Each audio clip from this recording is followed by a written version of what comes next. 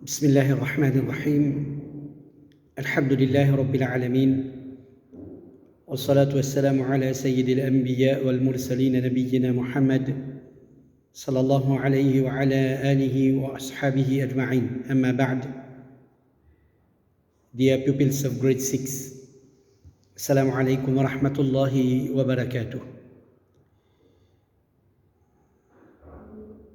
Et c'est un grand plaisir pour moi pour rejoindre nos online class. Nous remercions Allah subhanahu wa ta'ala qui nous permet de nous passer 2 semaines de vacances en bien et il permet de nous pour reprendre le 2e trimestre. Inshallah, hope that every one of you are ready for the second term, in which we will be having 2 added weeks until December. So we ask Allah subhanahu wa ta'ala His help and we seek His protection. Qu'Allah subhanahu wa ta'ala lui donne-nous le courage voulu, lui garde-nous en bonne santé afin qu'il nous capable de traverser ce 2e trimestre-là en bien, Inch'Allah. Okay, pupils, so we will start our second term online lesson with Unit 2 of your Islamic Studies book 4. So in Unit 2, Insha'Allah, we will be having 5 lessons, lesson 6 to lesson 10. So we will be going a bit faster so as to cover the syllabus and so that we are able to finish the book, Insha'Allah. Not in the second term, of course, but we will try to complete it in the 3rd term, Insha'Allah. So our lesson 6 is a lesson on Aqidah. As you can see in your book, it's written on page 18, the Kalam of Allah. The Kalam of Allah. Okay, so just a little introduction about the lesson. So the word kalam is an Arabic word meaning word, la parole. The kalam of Allah, la parole d'Allah. Okay, so this is one of the main aspects of Aqidah. Our belief in Allah subhanahu wa ta'ala, that is, we must believe that Allah subhanahu wa ta'ala, He has sent down His words. Allah subhanahu wa ta'ala les causait. Alors Allah subhanahu wa ta'ala les fait envoyer ses paroles. And as you know, the words of Allah in our possession is in the form of a book called the Quran. Alors c'est le Quran qui est la parole d'Allah, qui finit d'être révélé sur notre prophète Muhammad sallallahu alayhi wa sallam à travers l'ange Jibril alayhi salam. C'est ça même qui nous appelle révélation. Alors, l'important dans cette leçon-là, nous pouvons apprendre Coran en vérité, qu'il y était. Nous pouvons apprendre concernant le mot wahi, c'est ça même moyen à travers qui nous fin gagner le Coran. Allah fin révéler, Allah fin envoyer wahi,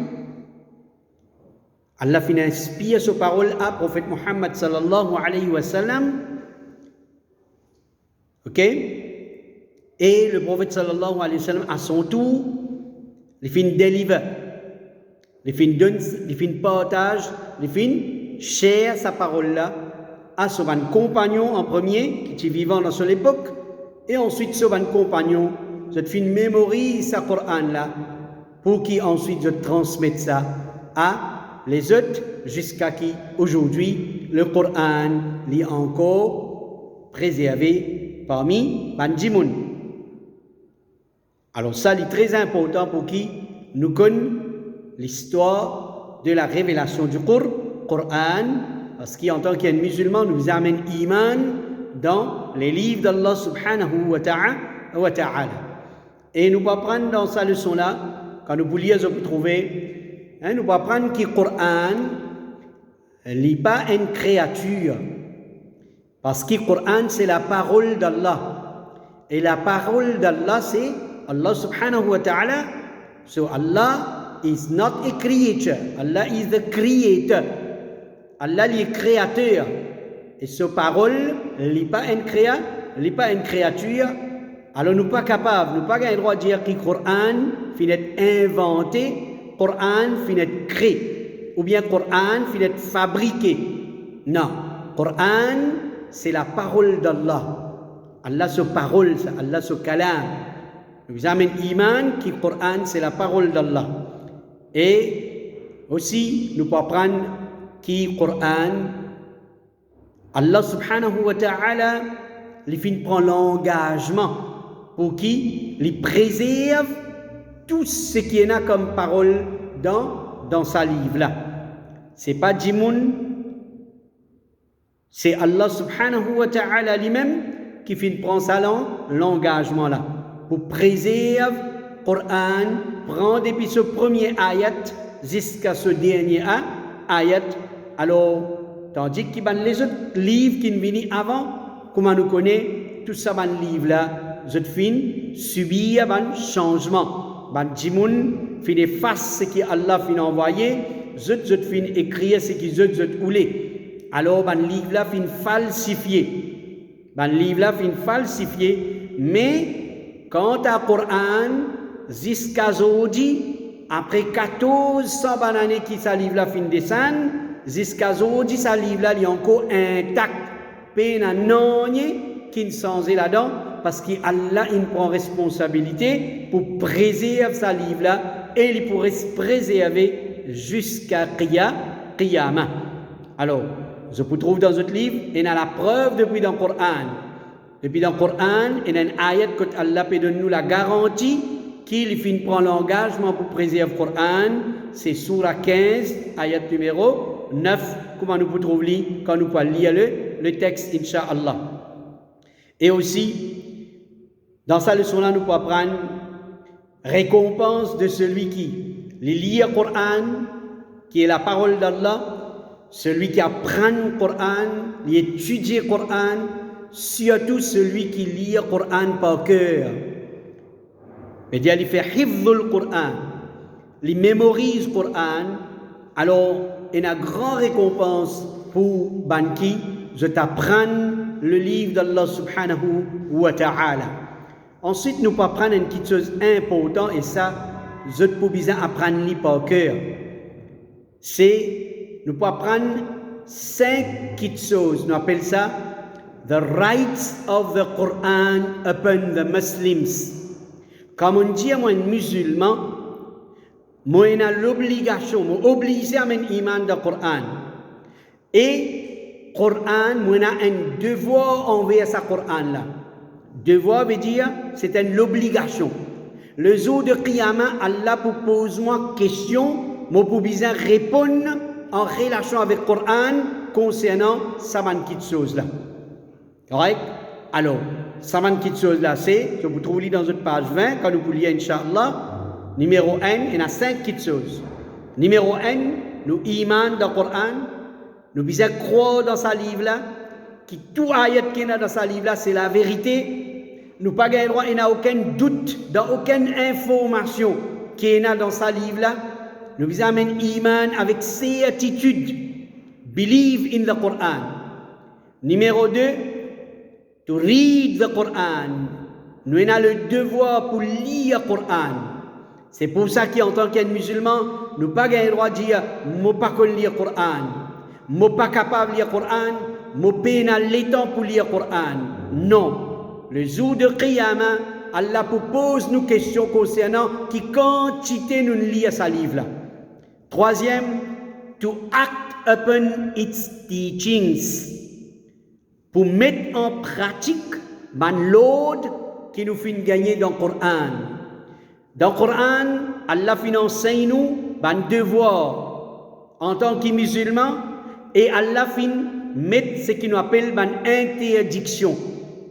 Ce qu'on appelle the do's and the don'ts. Qui nous vise à faire et qui nous pas gain droit à faire. Les devoirs de chaque musulman pour qu'il lit le Coran, l'étudie le Coran ou bien l'apprendre avec bonne qui a connaissance Coran, comme un imam, comme un mufti, un savant, il y a l'apprendre, il y a le recherche la connaissance, il fait un devoir comme l'autre qui a dans le Coran pour qu'il est capable de mettre en pratique. Et il y en a un qui nous fait sauter, c'est to understand it. Allah descend le Coran en arabe, ça ne veut pas dire que celui qui ne comprend arabe veut dire Allah subhanahu wa ta'ala, pas pour poser les questions sur Qiyamah concernant sa livre là, parce qu'il n'est pas qui comprend arabe, parce que le Coran là, c'est Zizban qui comprend arabe, qui t'y besoin qu'on lit. Non. Nous besoin qu'on Coran. Understand the Quran is our duty. Chaque musulman besoin faire des efforts pour comprendre le Coran. Et meilleure façon pour comprendre le Coran, les enfants, voilà pourquoi nous apprenons la langue arabe. Parmi les premières raisons qui fait nous apprendre la langue arabe, c'est pour comprendre le Coran. Alors, il y a un devoir pour qu'il nous comprenne le Coran, comprendre sa ayat qui est en arabe là, lire, étudier, comprendre pour qu'il nous capable ensuite mettre en pratique. Et cinquième devoir qui nous est vis-à-vis le Coran, c'est to convey its teachings to others. Nous besoin propager ce Coran là. Nous besoin faire da'wa. Nous besoin prendre toute information qui est dans ce Coran là. Nous besoin partager avec les autres. Il y a un devoir nous en tant que musulmans. C'est nous travailler ça, les musulmans, pour qui nous faire ce qui est dans ce Coran là, nous faire arrive jusqu'à les autres. C'est ce qu'on appelle da'wa, nous propager. Alors voilà les 5 devoirs qui nous est envers le Coran. M'aurait dit to believe in the Quran, ou bien apprendre ça 5 choses là par cœur les enfants, hein? Ou bien connaître ça 5 choses là par cœur. Number 1, to believe in the Quran. Number 2, to read it. Read the Quran. Number 3, to understand it. Comprends ce Coran là. Number 4, to act upon its teachings. Ou bien mettre en pratique tout l'autre qui vous fait gagner, qu'il soit ban l'autre qui Allah india ou faire et ban l'autre qui Allah india ou n'a pas fait. Veut dire ban quelque chose qui nous besoin faire comme un namaz, donne zakat, garde rosa, etc. Tandis que ban quelque chose qui nous pas faire, india nous n'a pas consommé l'alcool, n'a pas mangé haram, et nous besoin pas induire nous dans l'indécence, dans l'immoralité, etc., etc. Hein? Fraude, corruption, vol, tricherie, tout ça là, c'est l'autre qui nous gagne depuis dans le Coran, qui est un musulman, il ne pas induire là-dedans. Alors nous besoin apprendre ça l'autre là. Et cinquièmement, to convey its teachings to others. Fais-nous un devoir, après avoir qui nous gagne connaissance du Coran, nous pas garder pour nous propage avant les autres.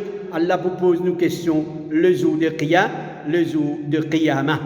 Alors, voilà en bref ce qui nous peut lire dans nos leçon 6 dans nos livres islamiques.